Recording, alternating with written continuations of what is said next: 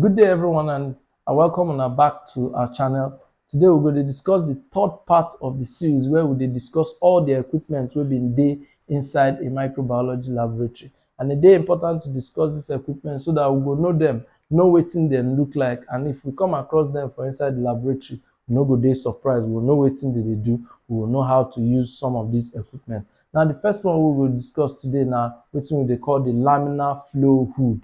Laminar flow hood. Now this one na very big equipment, na like big box, and wetin dey na say that equipment na e dey help provide wetin we dey call a controlled environment.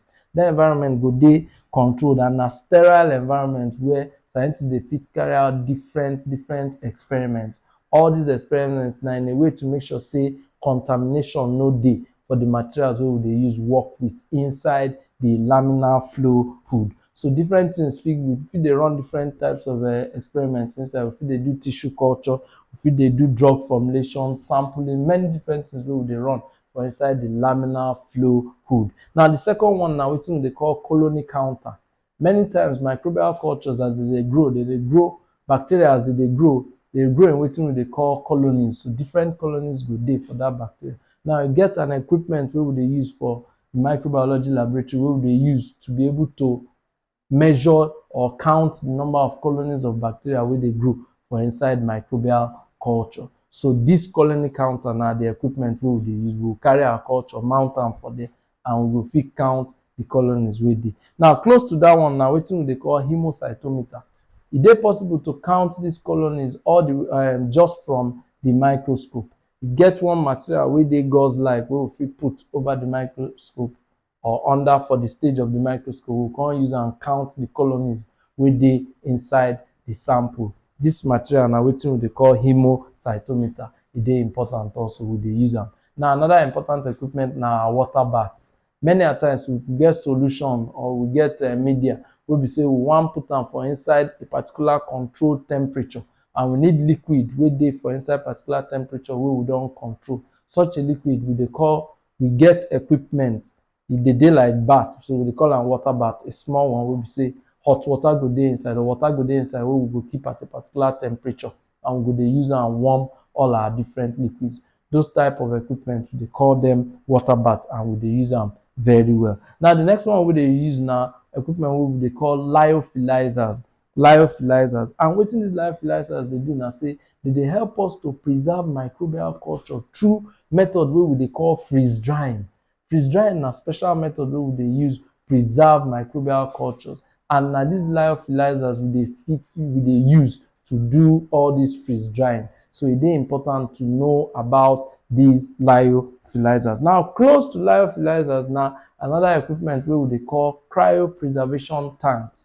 Cryopreservation tanks. All these equipment, both lyophilizers and cryopreservation tanks, na for big standard laboratories you go fit see this kind of equipment. Now the cryopreservation tanks dey help us to preserve microbial culture at very low temperature.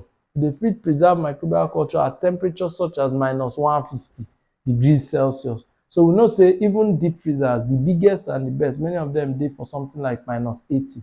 But if we need to preserve samples at very much lower temperatures like -150, -170, na this cryopreservation tanks we dey use. So we dey use am to preserve things like sperm cells, egg cells, embryonated cells, many other types of biological samples. We dey store them for inside this cryopreservation tanks. Now apart from that, we get wetin we dey call personal protective equipment like our gloves, our lab coat, our goggles, our nose mask, face mask. All these ones na also equipment wey we dey use for microbiology laboratory, and we dey use them protect ourselves as we dey run all these different experiments.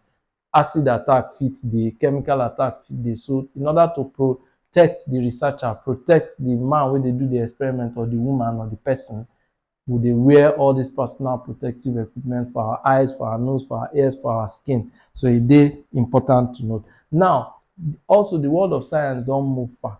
So computer system, computer software, all of this now we dey look at them too as equipment wey we dey use for inside the laboratory, because we get aspects of science wey we dey call bioinformatics, wey be say we dey use very complex computer software to run different kind of analysis wey we dey run on top DNA, on top genome, on top many other different things. So computer and computer science computer and computer software don become intricate or important part of the laboratory. So we dey add dem join there. Another equipment wey we dey use na equipment wey we dey call turbidimeter. Turbidimeter dat word na from turbid or turbidimetry. So turbidimeter na equipment wey we dey use to measure density. Now any solution, maybe broth culture where microorganisms dey grow, as those microorganisms dey grow, dat culture go dey get more opaque, darker, deeper in color. So we dey use dat turbidimeter to measure opaqueness, density, how much the microorganisms dey grow for within that solution. So e dey important to note. Now the last one we dey talk about na the micropipette.